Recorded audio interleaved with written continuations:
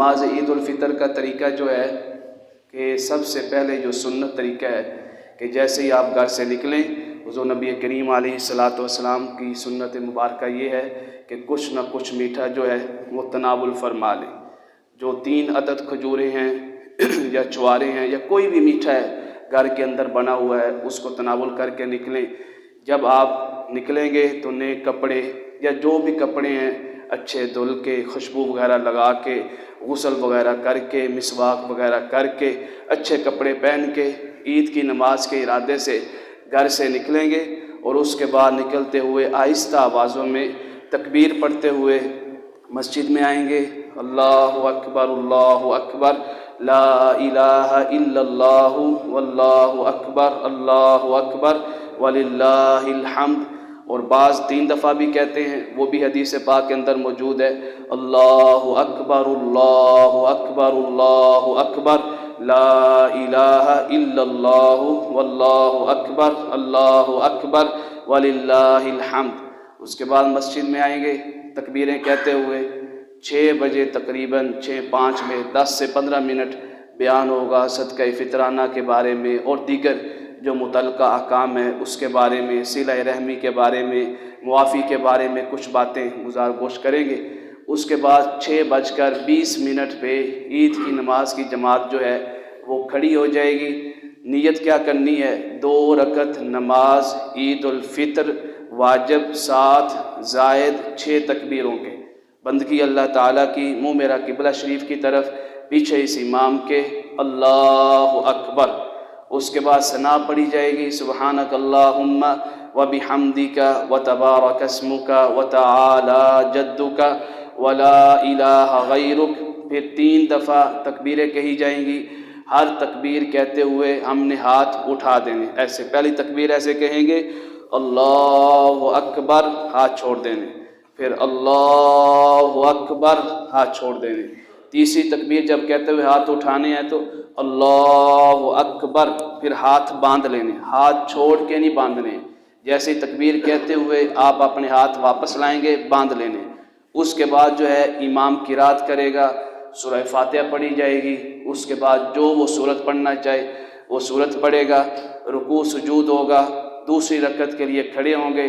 دوسری رکعت میں امام پہلے قرات کرے گا، سورہ فاتحہ پڑھے گا، اس کے ساتھ جو سورت ملانا چاہے وہ سورت ملائے گا۔ پھر جیسے سورت مکمل کر لے گا، رکوع میں جانے سے پہلے ہم نے 4 تکبیریں کہنی ہیں۔ 3 تکبیریں کہتے ہوئے ہاتھ اٹھا کے نیچے لاتے ہوئے چھوڑ دینے ہیں۔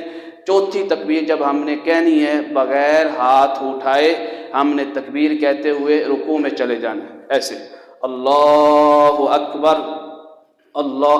یہ ہاتھ کب اٹھانے ہیں؟ تکبیر سے پہلے اٹھا لینے، ایسے اللہ اکبر اللہ اکبر، 3 ہوگی۔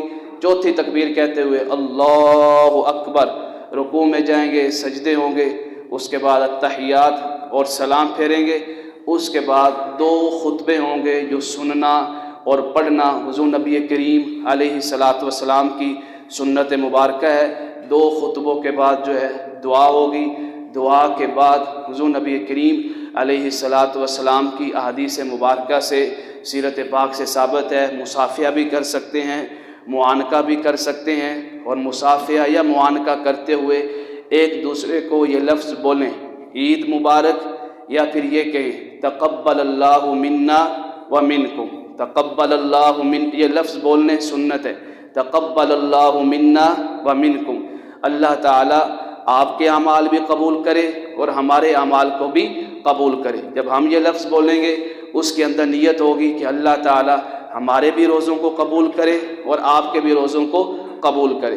حضور نبی کریم علیہ الصلاۃ والسلام نے فرمایا جو بھی خوشیوں کے طریقے ہیں وہ اللہ تعالیٰ نے سارے ختم کر کے یہ 2 دن اسلام کے اندر مسلمانوں کے لیے خوشیوں کے دن ہیں۔ ایک عید الفطر جس کو ہم اپنی زبان میں چھوٹی عید کہتے ہیں، اور ایک عید الاضحیٰ جس کو ہم اپنی زبان میں عرف عام میں کلچر میں بڑی عید کہتے ہیں، بکرے کی عید کہتے ہیں، قربانی کی عید کہتے ہیں۔ اس کے بعد جو ہے مصافحہ وغیرہ کرتے ہوئے آپ جب گھر واپس جائیں گے، تکبیریں کہتے ہوئے واپس جائیں آہستہ آواز میں، اللہ اکبر لا الہ الا اللہ واللہ اکبر اللہ اکبر وللہ الحمد۔ اور آقا کریم علیہ الصلوۃ والسلام نے فرمایا عید الفطر کے دنوں میں روزہ نہیں رکھا جائے گا۔ کیوں؟ فرمایا یہ جو ایام ہیں، چاہے وہ چھوٹی عید کے دن ہے چاہے وہ بڑی عید کے دن ہے، بڑی عید کے دنوں میں ایام تشریق بھی آ جاتے ہیں۔ ایام تشریق مطلب جس کے اندر ہم قربانی کر سکتے ہیں، ان دنوں میں بھی روزے رکھنا سختی سے آقا کریم علیہ الصلوۃ والسلام نے منع فرمایا۔ کیوں؟ فرمایا ایام فرح و اکل و طعام و شراب۔ شراب یہ اردو والا نہیں ہے، شراب عربی والا، مشروبات، پانی پینا، پانی پلانا، مشروبات پینا، مشروبات پلانا۔ جب بھی شراب کا لفظ بولا جائے عربی کے اندر، وہ جی ہمارے والی شراب اردو والی نہیں ہے، وہ عربی والی شراب ہے، مطلب پانی، مشروبات وغیرہ۔ آقا کریم علیہ الصلوۃ والسلام نے فرمایا یہ دن جو ہیں خوشی کے دن ہیں، یہ دن جو ہیں کھانا کھانے کے دن ہیں، کھلانے کے دن ہیں، یہ دن جو ہیں مشروبات پینے کے دن ہیں، مشروبات پلانے کے دن ہیں۔ فرمایا خود بھی کھاؤ اور دوسروں کو بھی کھلاؤ، دوسروں کی دعوت پہ بھی جاؤ اور دوسروں کو اپنی دعوت پہ بھی بلاؤ۔ یہی کام نہیں رکھا کہ دوسروں کی دعوت پہ ہی جانا ہے، خود دعوت نہیں کرنی ہے۔ دونوں ہی طریقے کیا ہیں؟ سنت ہے، دعوت کریں بھی اور دعوت خوشیوں کے دن ہے، کھائے بھی، جو بھی بلائے، ہاں جی الحمدللہ، ساتھ کوئی پھکی وغیرہ رکھ لیں اگر کوئی پیٹ میں اللہ تعالیٰ آپ کو مسکراتا رکھے۔ یہ ہے عید کا طریقہ۔ اللہ تعالیٰ کے حضور دعا ہے کہ اللہ تعالیٰ ہم سب کو اسی طرح ہنستا مسکراتا رکھے، اسی طرح ہنستے مسکراتے ہوئے پل صراط بھی کراس کر جائیں، ہنستے مسکراتے ہوئے حضور کی صحبت میں، لوائے حمد کے سائے میں، لوائے کرم کے سائے میں، آقا کریم علیہ الصلوۃ والسلام کی صحبت اور معیت میں آپ کے پیچھے چلتے چلتے چلتے چلتے جنت کی نعمتوں میں بھی داخل ہو جائیں، اور وہاں ایک دوسرے کو مسکرا کے دیکھیں تو کہیں آج دعوتیں ہوں گے بھی اور دعوتیں کریں گے بھی۔ وہاں تو اللہ تعالیٰ کے حبیب کریم علیہ الصلوۃ والسلام نے فرمایا، اور خود قرآن کریم کے اندر ہے کہ جو بھی جنتی خواہش کریں گے اللہ تعالیٰ ان کی خواہش کو پہلے ہی پورا فرما دے گا۔ سبحان۔ اور کوئی سوال ہو؟ ہاں، اگر کسی کی تکبیریں رہ گئیں، یہ سوال ہے، تکبیریں رہ گئیں، لیٹ آیا شخص، بہت سے لوگ عید کی نماز ضائع کر بیٹھتے ہیں۔ وہ کیا سمجھتے ہیں؟ ایک رکعت رہ گئی ہے، اب دوسری رکعت میں ملنا یا تکبیریں چھوٹ گئیں تو اب ہماری عید نہیں ہو سکتی۔ وہ پھر سائڈوں پہ کوئی اور دوسری مسجد میں جائیں گے، وہاں بھی عید ہو چکی ہوتی ہے تو نمازیں چھوڑ دیتے ہیں۔ عید کی نماز نہیں چھوڑنی چاہیے۔ اس کا وقت کیا ہوتا ہے؟ جیسے سورج مکمل طلوع ہو جائے گا، مکمل طلوع ہو جانے کے بعد سے لے کے سورج کے زوال سے پہلے پہلے با جماعت ادا کرنا ضروری ہے۔ اکیلے ادا کرنے سے نماز عید نہیں ہوگی، با جماعت ادا کرنا، چاہے مسجد کے اندر ادا کرے، چاہے آقا کریم علیہ الصلوۃ والسلام کے دور مبارکہ میں چٹل میدان ہوتے تھے، کھلے میدان، وہاں پہ نماز عید الفطر، نماز عید الاضحیٰ ادا کی جاتی تھی۔ اب سوال ہے، ایک شخص آیا، وہ امام کے ساتھ دوسری رکعت میں ملا۔ اب دوسری رکعت میں جو ملا ہے وہ چاہے تو شروع میں ملا ہے، اس نے دوسری رکعت کی تکبیریں پا لی۔ اب وہ امام کے ساتھ بیٹھے گا، جس طرح جیسے ہی امام سلام پھیرے گا وہ سلام نہیں پھیرے گا، سلام پھرنے کے بعد فوراً وہ کھڑا ہو جائے گا۔ کھڑے ہو جانے کے بعد اس کے پاس دو اختیار ہیں، کوئی پابندی نہیں ہے شریعت کے اندر، چاہے تو جس طرح امام نے پہلی رکعت میں ثنا پڑھنے کے بعد تکبیریں کہی تھی، وہ بھی ثنا پڑھنے کے بعد کیا کر لے؟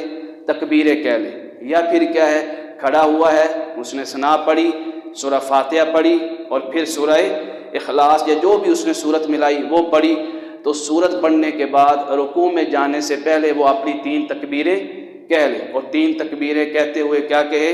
یعنی چوتھی تکبیر پہ وہ رکوع میں جائے گا۔ ایک تو یہ سوال۔ اسی طرح اگر دونوں رکعتیں رہ گئی ہیں، وہ اتحیات میں ملا ہے، اتحیات میں بھی مل جائے، امام کے السلام میم کے اوپر پیش پڑھنے سے پہلے اگر آپ مل گئے ہیں تو آپ کو نماز عید الفطر کی جماعت مل گئی ہے۔ اگر امام نے السلام کی میم کے اوپر پیش پڑھ دی تو اب امام جو ہے وہ جماعت سے نکل چکا ہے، اس کے ساتھ مقتدی بھی جماعت سے نکل چکے ہیں۔ اب جو لوگ شامل ہوں گے جماعت کے ساتھ وہ جماعت کے اندر شامل نہیں ہوئے۔ جب جماعت میں شامل نہیں ہوئے تو عید الفطر کی نماز بھی ادا نہیں ہوگی۔